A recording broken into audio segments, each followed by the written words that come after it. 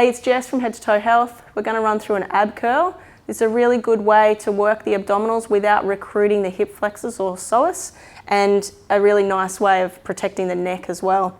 So first of all, you're going to push the lower back onto the floor, flattening that spot there, and then you're going to bring the back up, the lower back up off the floor so that you've got space under there.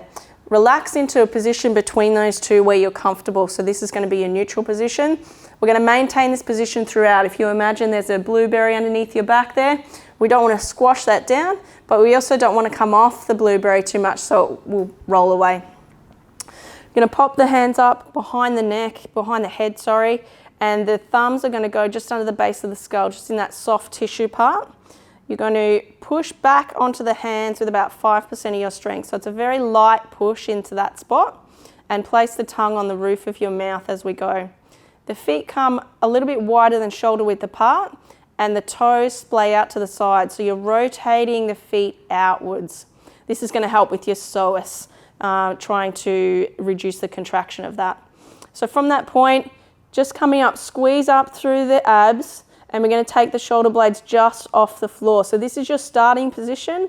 From here, you're going to squeeze the sternum down towards the pubic symphysis, and then coming up just a few centimeters off the floor, and then drop back down just as you feel the bottom of the shoulder blades hit the floor again. So it's a real squeeze. You're really trying to bring the sternum horizontally down to the pubic symphysis rather than lifting up as we would in a traditional ab curl.